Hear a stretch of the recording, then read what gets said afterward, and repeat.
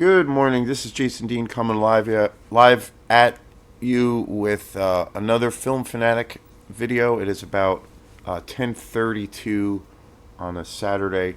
A pretty cold and wintry day today. Very windy. It got really windy last night. So I want to thank first and foremost. We had our Quantum release show last night. We just put out a new album, In Dreams I Saw Chapter 2, and we had our release show last night, Hey Sailor, and it was such a fantastic time, and I want to thank friends and family coming out, and it was great. It was such a great dance party. Everything kind of came together. It was an event that I had put together probably about 3 months ago. I had this idea, and then I went ahead and tried to make a plan and put it together and tried to line up all the ducks, and I got everybody on board to do it. And then after that, I had to do the work around promoting it, getting the CD done, and all of those things. And it's a really nice feeling when you can a little idea that you have can grow into something that actually works, and it's fun and it's successful. So it was a really, really great time, and want to really show as much love out there for people who support my band Quantum. It's my favorite thing I get a chance to do. It's the most challenging thing I get to do. I know there are friends and people who are, who subscribe to this channel, or people that I interact. I talk a lot about music on this channel, and how movies are pretty much the biggest influence for my band Quantum. So it's all interconnected, and I know there are friends and people I know, and some people I don't know, who know me, and support this channel, but then also support my band Quantum, and it's all kind of meshed together for me. So I really appreciate everyone who does those things. So really, really, really fantastic experience. So today's show is going to be on a movie that I do believe I did do a review on this film. I believe probably about a year or two ago. I'm not completely sure. Sometimes, when you do a lot of videos and you do a lot of a lot of people. What I noticed too, a lot of people, they have maybe their YouTube channel as being kind of the home base and what have you. But then there are, they have, a bunch of other platforms, in their links that they also, post on regularly. For me, I don't really. The YouTube channel is pretty much the main thing, and then I don't really do much in the way or of posting on tons of other platforms. I just kind of keep it focused on this channel. But there are I have a Facebook page, Film Fanatic Facebook page, and then I have my own personal page, and then I had an Instagram page, but that got hacked, unfortunately, and that is dead. I do have another page up, but it's slow going. I haven't been posting on that very much. I've mostly been, just concentrating on and putting my energy towards this channel. So I, but I have ideas, to expand, with this channel, a little bit more. Haven't done it in a while. One of the big things I want to do more, and again, it's a lot more complicated to do, but I think it can happen. I've definitely done quite a few of them, and those are the interview segments. I really enjoy doing interview segments. Those are obviously harder to do because of scheduling and what have you. But there's a few shows I have done on this channel that I've been really excited about, and I'm actually very proud of. So have a couple of ideas in the future that prospects of some things that I'm going to look into doing. So we'll see what happens, and all of those things, because it's it's it's such a fun thing, and it's it's always a learning experience. So today's show is going to be on a movie again. Like I said before, I probably did a review on it. Sometimes I lose track, but at first I had this pretty strong reservation about, if I do a show on a movie, I'm just going to do that one show. I'm not going to like revisit it or do multiple shows on that same movie. So for a while I was pretty conscious of that. Like once I did a video on a particular movie, whether it was a new movie or a movie that I own, I was pretty self-conscious of, okay, that's done. Now, move on to the next thing that I want to talk about, because there's an endless amount of movies out there to check out, to talk about, and what have you. But then I realized it's like most of these movies are kind of a deep source of inspiration, or they are, and I just enjoy the hell out of them. So I revisit them, and I notice in my experience, which happens all the time. I can pick you know a ton of movies at the top of my head that I have seen multiple times, and I find myself getting, for the most part, a new experience from it. It's always a different thing, or you know, I pick up on something I did not see or hear before, or the film has a little bit of a different meaning to me now. So that's a thing that is always ongoing for me. So I kind of stripped away that idea of like, well, for instance, Stanley Kubrick's The Shining. It's my favorite Stanley Kubrick film, and he is my favorite director of all time.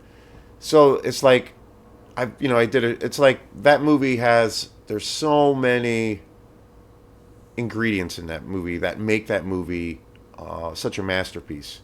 So you can't really talk about something so seismic and epic as that film is, kind of in one sitting. There's a lot to talk about, a lot to enjoy, a lot to kind of analyze.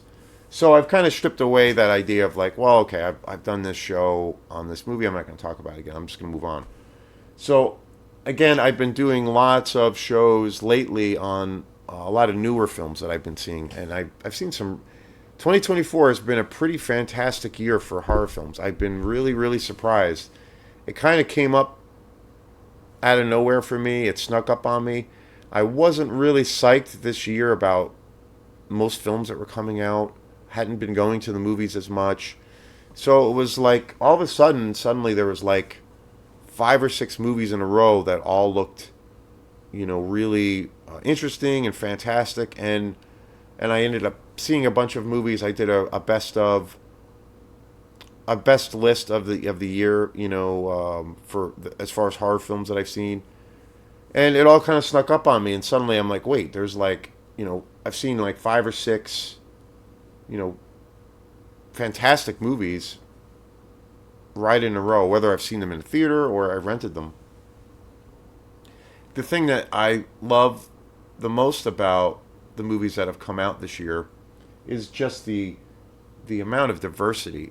The film, each film has something really different to say, and each film is really unique. I just did a show on Late Night with the Devil, and I watched that a couple of nights ago, and I did a show on it. I think it was yesterday morning. That's a perfect example. I was completely blown away by that movie. It totally snuck up on me, and I had heard a few things about it. So, and that movie was just fantastic, totally fantastic. So, there's a movie that actually came out, I believe, last night that I'm going to go see. That I've only know I saw one review, a real quick kind of general review. I kind of try to stay. I try to go into movies as cold as possible. But me and a group of friends, we're going to go to the movies tomorrow on Sunday. Today, this is a holiday weekend, so I kind of excited about having some days off, you know. But I'm gonna go tomorrow with some friends to go see this new horror film called Heretic. And I saw one little review for it. I guess it premiered at the this year's Fantastic Fest, I believe, which is a big kind of horror film festival. And I saw one review, and I only watched a little bit of it, and I heard that this film was, you know, one of the best, if not the best film at this festival. And it's this brand new horror film that just came out yesterday, and it stars Hugh Grant of all people. And you know, I've always really liked Hugh Grant as an actor. So I've never really seen him in a horror film per se. So it looks really interesting. I don't know much about it, and I'm trying to stay away from it. I noticed this morning there are a shit ton of reviews for the movie. A lot of people are talking about it, but I'm trying to stay away from it. So, but I'm gonna go see it tomorrow. So stay tuned. Whether it's fantastic or whether it's a you know a letdown or whatnot, I'm going to do a show on Heretic. So yeah, stay tuned for that. So today's show is on a movie again that I really love, and I kind of always come back to it, and that is Jeepers Creepers. Came out in 2001. I have always really loved this movie. Justin Long, you know, great actor. Well, you know, and he's been in a lot of comedies, but he's really great in the horror genre. Gina Phillips, Jonathan Brack, Ray Wise, who plays the monster, I believe. Um, yeah, I really love this movie, and I have, you know, watched this movie quite a few times. Probably enough to where it's probably at a point where I can't really say a number. It was directed by Victor Salva. I bought this, and again, I have a couple different editions of Jeepers Creepers. I have it on. I think I have two different copies of it on DVD, and then it was. I think it was last year or the year before. I came across this really awesome version of it on Blu-ray finally, and it's a really good transfer. There's some pretty good special features on here. I got it super cheap. I can't remember where I got it, but the transfer is amazing. And again, it's like one of those situations where, you know, it's like watching it for the first time. And before watching this film on Blu-ray, you know, I've you know seen it at least a dozen times. There's a Victor Salvo, when he directed this film. You know, Jeepers Creepers was a huge success, and you know, it's been out for quite a few years. It's hard to believe how long it's been out.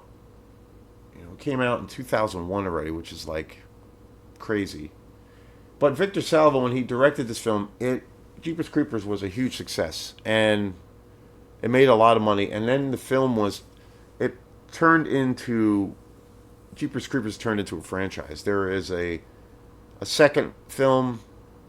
I know there's a third one. I don't think there's a fourth one, but I know there's three films. The third one came out, I think, like last year.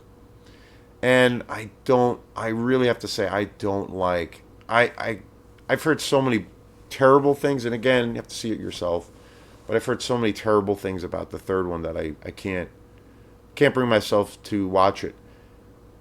And that's really based on Jeepers Creepers 2, which I did not like that movie. It was Victor Salvo directed that one also, and I think wrote it.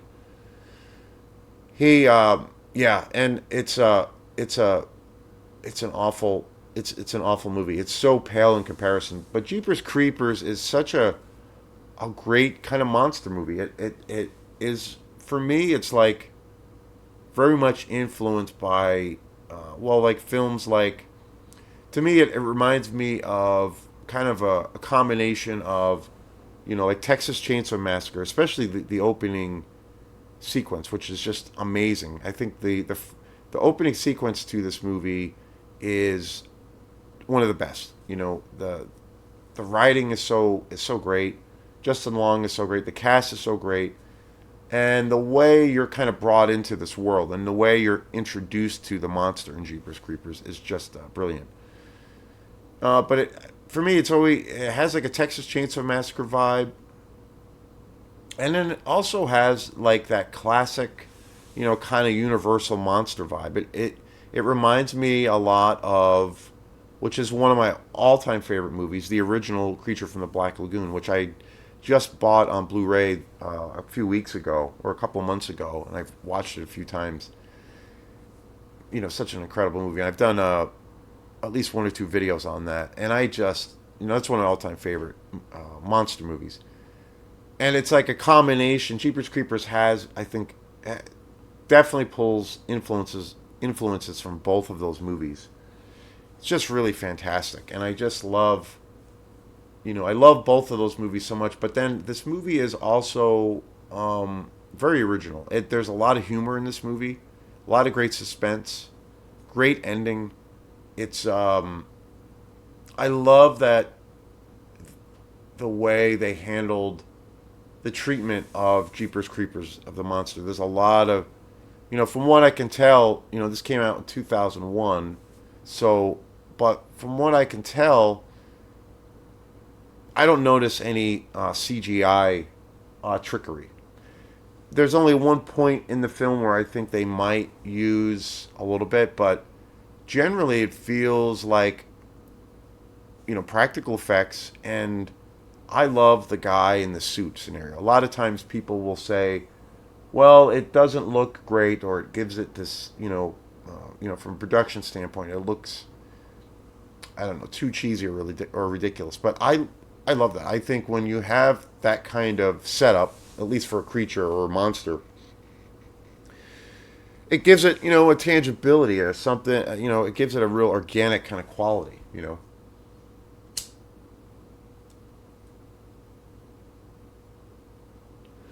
And I love that about that. It's just, it's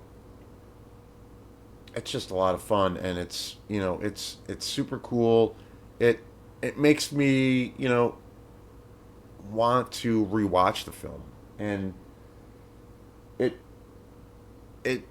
this film totally harkens back to that, those two films that I mentioned, but just that kind of classic way of how you make a really good horror movie. It's great. It has a very 70s vibe to it.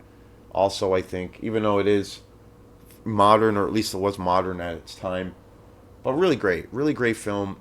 And again, the transfer of this on Blu-ray is fantastic. So that being said, I should probably talk about a little bit of the elephant in the room. So this film and this franchise is, again, Jeepers Creepers as a franchise. I know the first film was incredibly successful. It was huge, and then that spawned, suddenly this little independent horror film became a franchise, and there's like three movies. There might be a fourth one, but I know there's at least three movies, and they're. I don't know. I think Jeepers Creepers 2 was actually a big hit also. I didn't like that movie. I thought it was. It felt like, I don't know, in a weird way, it felt like it was kind of a toned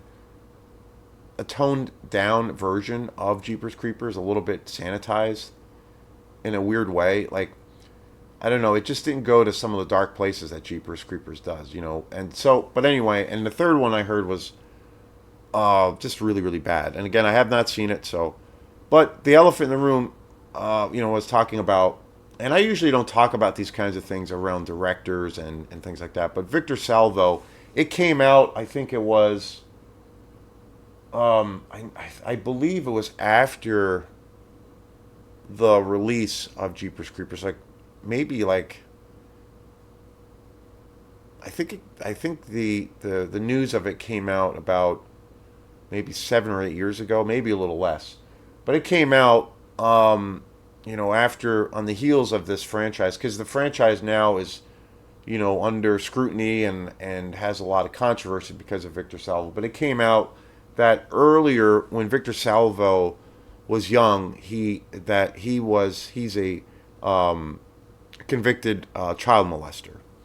He was before he became a director. I know he worked as a sideman, a technical assistant, and I think did practical effects on some films, real low budget kinds of films. And Jeepers Creepers was his debut as a filmmaker.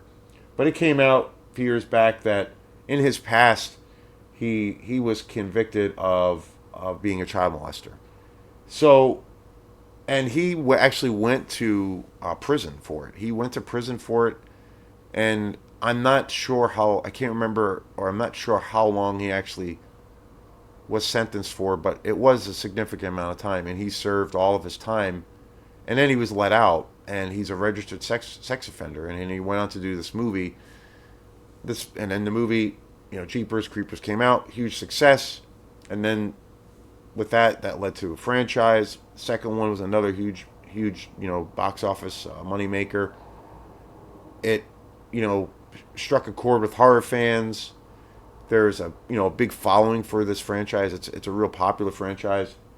I'm not a fan of the franchise. I think the franchise itself is pretty crappy, but the movie itself is fantastic. And when all this controversy happened, or not, there's not anything controversial about it. It is what it is. When this came out that he was a convicted pedophile, and he was in prison for it, served his time. The he was removed. I believe this is what happened, but he was scheduled uh, to direct, I think, the third or fourth movie, and then he was removed. He wasn't allowed to do it because of it, and basically, his career has been, as far as I know, has died. Even though technically he served his time and he made this movie, years later, or in these movies, and so and there's obvious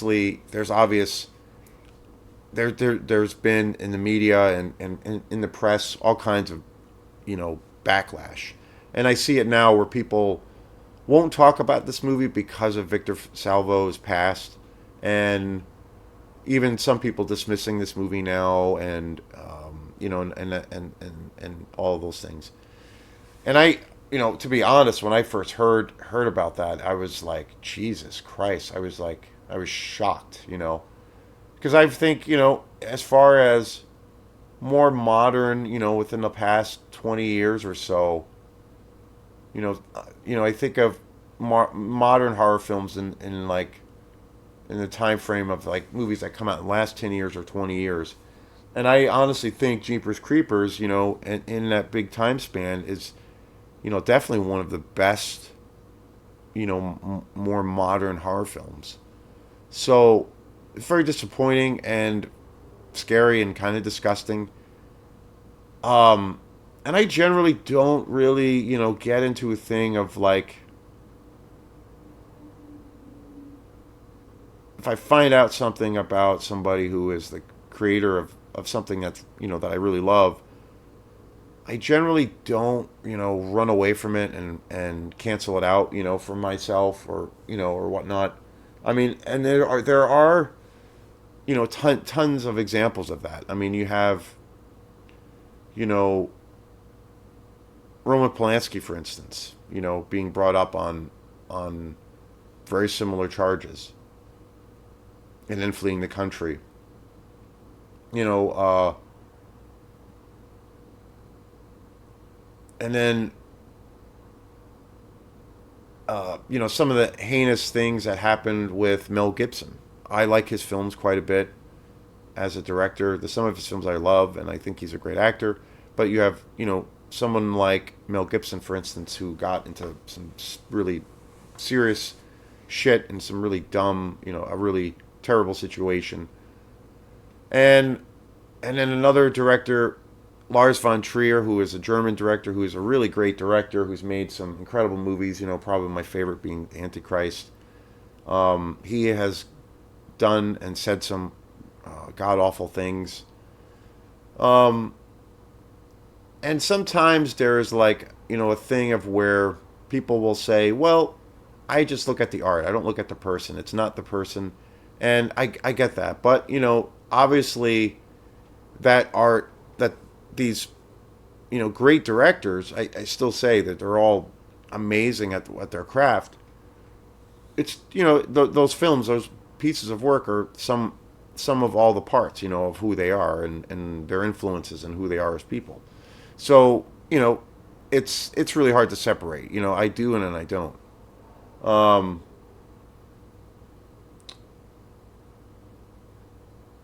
Woody Allen too is another example. Like I am a huge Woody Allen fan, but he's done some things in his past that are kind of disgusting. So questionable. But so those are a bunch of examples of directors and people that I love that have been, have done some terrible things. But I kind of have a little bit of a different thing around, you know, um,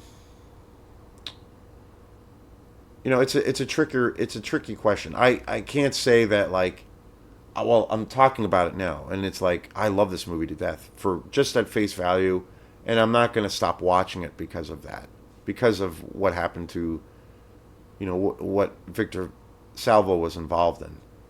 Um, but it's a slippery line, a fine line to tote. I think to understand that, and what I can understand people being like, well, fuck this guy. I'm not gonna deal with this. Like I can kind of understand that. But I don't know. It's a real fine line. I do separate the two things because I'm drawn to the art of what they have accomplished. But it's a fine line. I think there you can separate the two and not necessarily feel like you are um, supporting some of the things that they've done, or I think you can kind of separate the two. And I don't know, like the idea too of banning or taking away their art is again a really slippery slope. I sometimes think of the analogy of like, for instance, like Mein Kampf. It's as horrendous and as deplorable and disgusting as that book is, and represented. It was essentially Hitler's manifesto, um, or it is. It's still historic. I look at that as still as it's a historical document. It's you get to look into the mind and philosophy of a truly deranged monster. So, and I think you need to understand. You obviously historically and socially, you kind of need to understand these things. How do they start? How do they get? How do they go to this particular place, or how do they arrive to this particular place? So, and even though I think that is the worst, most extreme case of it. I think like the ramifications of saying, well, because the horrible monster that Hitler was, then the idea of say burning that book and not making it ever available for the rest of time, I think actually does a disservice and is actually makes an already terrible thing worse, because people kind of don't have the access to understand. Maybe it's a little bit of a different thing from a film, but I think it's still the that access of somebody making the call and deleting that because it is so horrendous. It rides a fine line, and I don't believe in censorship, and I think people should be held accountable, which does not happen in our society. But anyway, That being said, Jeepers Creepers, fantastic movie. It's hard to believe this came out in almost 20 years ago, more than 20 years ago. It's such an awesome movie. This is such a beautiful transfer of this film. Highly recommend it if you've never seen it. The rest of the films, nah, I wouldn't waste your time, but really great film. So thanks again, and we will see you next time. Peace.